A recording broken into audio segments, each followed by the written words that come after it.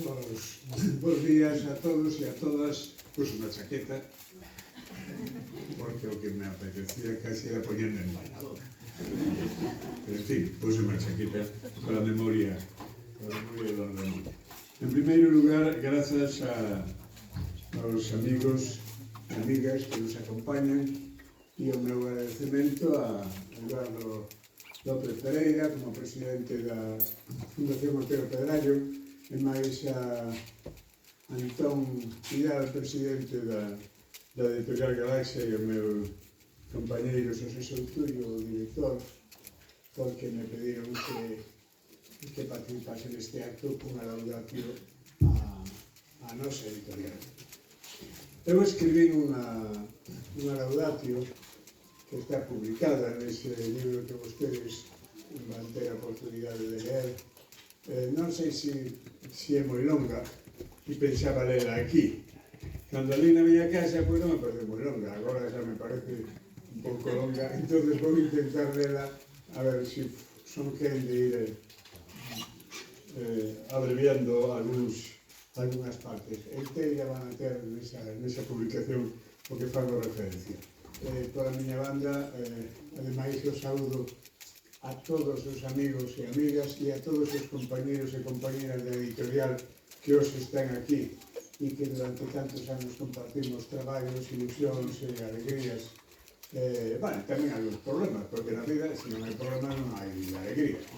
Pero é para mí un orgullo poder compartir este acto con eles. Os primeiros libros son como os primeiros amores, ou como os primeiros bicos, non se esquecen nunca. Véxome na Praza da Ferrería en Pontevedra, por diante do escaparate do Chambo nas ruínas de San Domingos, a carón da Alameda, o Día das Letras Galegas do ano 1967. É o primeiro Día das Letras Galegas do que teño conciencia, dedicado ao poeta Manuel Curros Enríquez. Os libreiros sacaban os libros á rúa con moi poucos recursos, pero con moito entusiasmo, como quen abre un portelo para que entre a luz. E lembro o meu primeiro libro que merquei daquela, o meu primeiro libro en galego, Percival e outras historias de Xosé Luis Méndez Ferrín, editado na colección Villanova de Editorial Galaxia, 35 pesetas. Cunha cuberta que dis que era de Xaime Isla, que tiña especial querencia por esta colección, ideada por ele, máis por Cristina Novoa, a súa muller, para acoller voces novas das nosas letras, aínda que tamén podería ser de Xoan Ledo, a cuberta, Ricardo García Suárez, quen a continuou despois e quen ao cabo deu personalidade ás cubertas e deseños da editora dende a súa creación ata a década dos anos 80. Pero esa cuberta primeira era de Xaime Isla. Nas instalacións de Galaxia hai un cadro pintado por Xoan Ledo no que aparece o primeiro equipo de xestión da editora. Rufo Pérez González, a quen coñecín e tracei como profesor de matemáticas no claustro do Instituto en Vigo, Emilio Álvarez Blázquez, Luis Viñas Cortegoso, Antón Beiras García, Xaime Isla Couto, Xosé Meixide González e Francisco Fernández del Riego, que preside a mesa e ten un xaruto na mão. Ricardo García Suárez, Xoan Ledo, tamén aparece no cadro, mais agocha o seu rostro en escorzo, cubrindo a cara nun xesto de discreción que o caracterizou sempre. Como dixen, Xoan Ledo foi o diseñador e responsable das cubertas da primeira etapa da editorial e máis dos primeiros cartéis do Día das Letras Galegas ata o ano 80, gratis et amore, que era como se facían as cousas naquele momento. Hai dúas referencias documentais que quero evocar para salientar os primeiros tempos da editora. Unha é o cadro que acabo de citar. A outra, ben coñecida tamén, é a fotografía que rexistra a Asamblea Constitutiva en Compostela o 25 de xullo de 1950. Preside Ramón Otero Pedrallo. Preside, non se ve, está ali detrás, pero preside. O Patrucio é o histórico que conectaba o grupo co galeguismo da República e a xeración Nós. Non é casual esta presenza. Dende o primeiro momento, a idea dos fundadores era empatar coa tradición dos devanceiros, Castelao, Risco, Lousada Dieguez, Vilar Ponte, Cabanillas, Cuevillas, o propio Otero, que en moitos casos eran os mestres, e máis coa memoria do exilio representada na Asamblea Compostela por algúns representantes da Galicia da América. No grupo, conformado basicamente por antigos militantes do Partido Galeguista e as mocidades galeguistas, figuran tres persoas que tamén son referencia, ademais de Don Ramón: Xaime Isla Couto, Fernández de Riego e Manuel Gómez Román, o arquitecto vigués, que fora candidato á alcaldía viguesa pola Fronte Popular en 1936, secretario do Partido Galeguista na clandestinidade e que na nova empresa que está a nacer asume o posto de vicepresidente.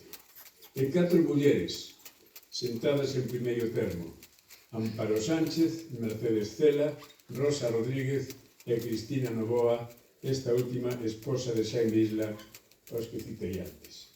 Xaime Isla e Fernández de Riego eran entón os principais motores e inspiradores do proxecto. Eran o daquela, dende as orixes da empresa, e podemos dicir que o foron ata o final, non só na editora, senón nas derivadas que a Galaxia foi pulando para espallar a súa acción cultural e estratégica. A Fundación Penzol, dende 1963, a Fundación Otero Pedrallo, dende 1976, e a Fundación Isla Couto, constituída en 1987. Non aparece Ramón Piñeiro na fotografía de 1950, por razóns de saúde, daquela estaba a operarse dunha grave doenza na vista, e por prudencia, vía pouco que saíra da cadea detido en Madrid de volta das xestións que fixera en París para a incorporación de Castelao ao goberno na República no exilio que presidía José Giral. Non aparece na fotografía Ramón Piñeiro, mas a súa personalidade é fundamental no desenvolvemento estratégico da editora, como director literario e como aglutinador do grupo en determinado momento, un grupo no que coinciden personalidades e mesmo ideas diversas, pero comprometidas todas cunha causa común: dotar a cultura galega e o galeguismo dunha plataforma que integrase voluntades e ao mesmo tempo construíse un proxecto de futuro eficaz e ilusionante. A idea dun proxecto orientado cara ao futuro é fundamental, segue a ser fundamental. Así o quixen salientar no título desta intervención, unha aposta do futuro. Coas raíces na xeración Nós e nas Irmandades da Fala, na tradición do Resurgimento, coas raíces na tradición e na forza do pasado, digo, incluída a significación do Estatuto de Autonomía plebiscitado en 1936, no espírito da Segunda República, o discurso de Galaxia construíse pensando sobre todo nas novas xeracións. E este é un aspecto fundamental para comprender a razón da empresa. Xeracións as que cumpría dotar de esperanza e de espazos de creación, comunicación e uso da lingua e a cultura, e máis pensando no futuro dunha España diferente, a esperanza democrática, orientada cara a unha Europa que neses momentos era tamén símbolo de modernidade e de liberdade. Liberdade democrática, modernidade, identidade nacional, apertura ás culturas do mundo e europeísmo. O espazo da cultura, en sendo o único espazo posible naqueles momentos, polo menos para o grupo que inspira a editora, logo do fracaso para recuperar a acción política en 1949, non era un espazo inocente. Ben que se decatou disto Juan Aparicio, entón director xeral de prensa, cando conseguiu que se cerrasen os primeiros cadernos Grial en 1952 pola liña de traballo que se apuntaba. No primeiro deses cadernos aparecía un ensaio de Ramón Piñeiro de título aparentemente inocuo: Significación metafísica da saudade. Pero no que se citaba a filosofía alemán e afirmaba unha significación do idioma ben distinta da que o novo réxime podía admitir, alén do folclore dos coros e danzas, no mellor dos casos, e o desafogo lírico. A proposta de Piñeiro, en xeral dos cadernos que a Galaxia empezaba a publicar, reafirmábase nunha lingua aberta aos grandes temas do pensamento e a filosofía en conexión coa tradición da revista Nós, por máis que o título do asunto do ensaio aparentase outra cousa. Faltas de ortografía en el alma y en la pluma, escribe Juan Aparicio nunha carta dirixida a Raimundo Fernández Cuesta, daquela un dos ideólogos máis significados da falange. En Galicia, escribe Juan Aparicio, algún pedantón traduce la filosofía alemana con ritmo de gaita. E engade, querido y respetado Raimundo, habría que someterles a una cura psicoanalítica, o traerlos a Madrid por las buenas o por las malas, para que purifiquen su sistema moral y su sistema nervioso en el competidísimo torneo. Encerraron os cadernos e a revista Grial non pudo empezar a sair ata o ano 1963. Non foi pouco milagre que a editorial pudese continuar. Estamos no ano 1952. Tiña eu un ano. Fago estas referencias persoais para fixar o contexto, igual que aquel primeiro libro de Méndez Ferrín que marquei na Praza da Ferrería en Pontevedra o Día das Letras Galegas de 1967. O libro de Ferrín está dedicado a Otero Pedrallo e Ramón Piñeiro, mestres. A colección Villanova nace en 1957 coa idea de dar voz, como dixen, a unha nova xeración de autores e autoras que puidesen coller o facho da continuidade e a renovación da narrativa. Que daquela era tamén unha maneira de ver, renovar e entender o propio país. 18 autores e 2 autoras. Renovación e futuro. Escribía Frade del Riego no Limiar o Percival. A importancia dun equipo de narradores é cousa vital para o país. Dos nomes mozos que agora xorden, podedes repasar a nómina daquela primeira xeira, cabe agardar para Galicia unha tarefa creadora, unha auténtica proxección do mañá. En 1965, o Fondo de Galaxia superaba xa os 100 títulos. De temática moi variada, incluídos os cadernos Grial. Antífona da Cantiga, de Ramón Cabanillas, inauguraba o catálogo en 1951. O segundo título é o Breve Manual Historia de la Literatura Galega, de Francisco Fernández del Riego, escrito en castelán, o publicado, polo menos, en castelán. O escrito está por ver. Un ano despois, o Manual de Historia de Galicia, de Vicente Risco. En 1954, Ramón Otero Pedrallo publica a Guía de Galicia, que non deixa de ser outro manual para percorrer e coñecer o país. Pois con estes materiais e outros títulos que ian chegando, as escolmas de poesía galega, os libros de Axel Fole, de Álvaro Cunqueiro, etc., foi descubrindo a miña xeración unha visión nova de Galicia e, sobre todo, unha visión nova da lingua galega. Porque, que era a lingua galega para os rapaces e rapazas do meu tempo? Que nacemos nos anos 50 e chegamos á adolescencia nos primeiros anos 60. Falo de Pontevedra, a miña pequena patria, porque quero falar das cidades, non das aldeas, que é outra cousa. Por o que significan as cidades, significaban daquela e aínda significan na construción do imaginario dominante da nosa cultura e a nosa lingua. Na Pontevedra dos anos 50 a lingua era, no mellor dos casos, a lingua das tabernas, a lingua dos mariñeiros do Lérez que andaban a apañar area, a lingua da carpintería do señor Fontán debaixo da miña casa, a lingua da señora Filomena que baixaba a vender o leite polas portas dende San André de Xeve, a lingua na que se cantaban os mallos e pouco máis. A lingua a lingua importante, a lingua do poder e dos discursos, a lingua dos profesores do instituto, a lingua dos libros era o castelán. Para a nosa xeración, os libros de Galaxia e máis os libros da colección O Moucho, que dirixía Álvarez Blázquez en Castrelos, foron os libros do primeiro descubrimento. En certa maneira, os libros que cambiaron o mundo, a nosa visión do mundo e da lingua que estaba ao noso carón e non viamos. Este non é... Non estou a facer unha historia de editorial, non o pretendo. Outros traballos abordan esta dimensión.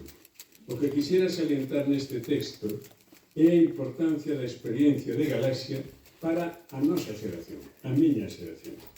E mesmo a importancia dos libros como símbolo e como transmisores da alta cultura. Da alta cultura, deberíamos decir, durante a cultura popular de transmisión oral que sobrevivía alrededor de nós como as flores ventureiras. Cando a morte de Carlos Casares en marzo de 2002, Afonso Turueta, Antón Vidal e os que logo serían os meus compañeiros de xestión na editora viñeron propoñerme que asumise a dirección da empresa que tiña tantos anos de historia como tiña eu de vida.